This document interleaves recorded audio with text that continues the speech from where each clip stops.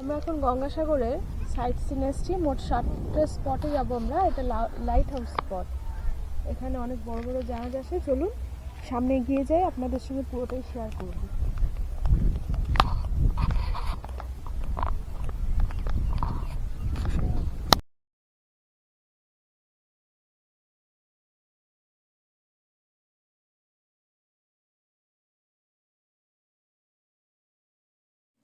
Light হাউসের এই জায়গাটা একটা বন্দর। এখানে সমুদ্রের যে জাহাজগুলো আসে সেগুলো তো পুরো কিনারায় আসতে পারে না, তখন বোটে করে বিভিন্ন যে সমস্ত মাল জাহাজে আসে সেইগুলো এই বন্দরের এখানেই রাখা হয়। আমরা গিয়েছিলাম এখানে একটু দেখতে, যদিও এটা খুব পারমিশন থাকে না, কিন্তু আমরা ওনাদের পারমিশন করিয়ে ওখানে গিয়েছিলাম।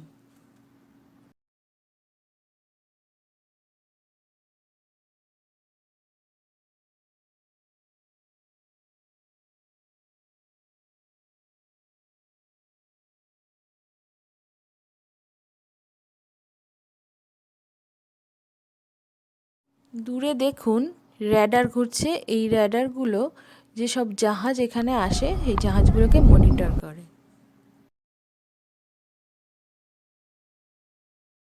কোনো বড় জাহাজ নোঙর করার সময় বোয়া থাকে, বোয়ার যে বড় বল থাকে লোহার, সেই তলার অংশটা এখানে শিকল দিয়ে চেন দিয়ে বাঁধা থাকে এবং বলটা উপরে জলে ভাসে। আর তলার পাটের অংশটা হচ্ছে এইটা, এই সিমেন্টের জমানো, এবং এইভাবে জিনিসটা থাকে এবং বালির মধ্যে এটা গেঁথে যায়। আর এই বোয়ার এখানে চেন থাকে, চেন দিয়ে লোহার বেলুনটা হচ্ছে জলের উপরে ভাসে, তার উপরে বালা থাকে এবং জাহাজ ওখানে নোঙর করে। তার মানে জল এতদূর উঠে আসে। হ্যাঁ, জল এখন জল এতটা হ্যাঁ। চলছে। এটা হলো একটা মিটার গেজ। জল কতটা উঠেছে এখানে এখানে দেখা যায়। এটা লাইট হাউস স্পট। আমরা এখন আছি সামনে সমুদ্র। দেখুন কত দূরে এখন সমুদ্র, এখন ভাটা চলছে। দূরেও মিটার গেজ থাকে, মানে দূরেও একটা মিটার গেজ আছে, দূরেও আছে, অনেকগুলো আছে, তিনটে আছে সামনে। স্পটটা খুব সুন্দর। আপনারা যখন গঙ্গাসাগরে আসবেন অবশ্যই আমি বলবো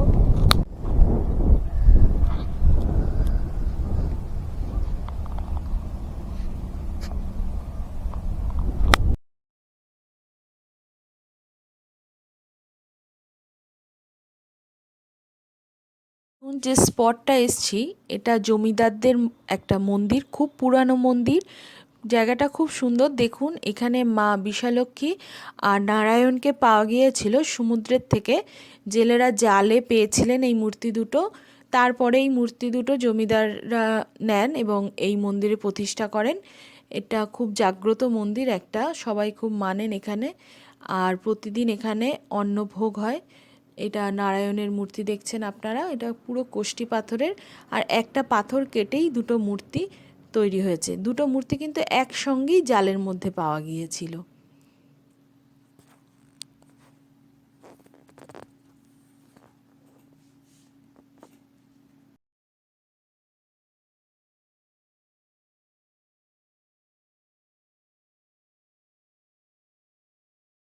আমরা এখানে আরেকটা স্পটে এসেছি। এই স্পটটা হলো বাসন্তী দেবীর মন্দির। দেখুন আপনারা, আমি খুব উৎসাহী ছিলাম যে আয়লা স্পট কি হবে এটা দেখার জন্য। দেখে আমার খুব খারাপ লাগছিল। যখন 2009 সালে আয়লা ঝড় হয়েছিল সেই সময় এখানে 3টি গ্রাম একদম ধ্বংস হয়ে গেছিল।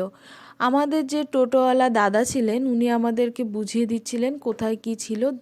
আপনারা যেটা দেখছেন এটা একটা পুকুর, কোনো একটা গ্রামের মানুষের পুকুর ছিল, তাদের চাষযোগ্য জমি ছিল, সবই এই নোনা জলে নষ্ট হয়ে গেছে। এখনও অনেক ইট ছড়িয়ে ছিটিয়ে আছে, বাড়ির মানুষের বাড়ির ইট। যাই হোক, এটা দেখে আমার খুব খারাপ লাগছিল যে একটা জনবসতি যারা এখানে থাকতো তারা পুরোপুরিভাবে এখান থেকে উঠে যেতে হয়েছে। আমাদের আরেকটি স্পটে আমরা এসেছি, এটা রামকৃষ্ণ মিশন। রাত্রেবেলা বলে হয়তো ছবিগুলো খুব ভালো হয়নি, কিন্তু মিশনটা খুব সুন্দর করে সাজানো। প্রচুর ফুলের বাগান, দেখুন ফুল গাছ লাগানো আছে। ছাত্ররা এই সব কিছুর পরিচর্যা করে, আমরা দেখলাম।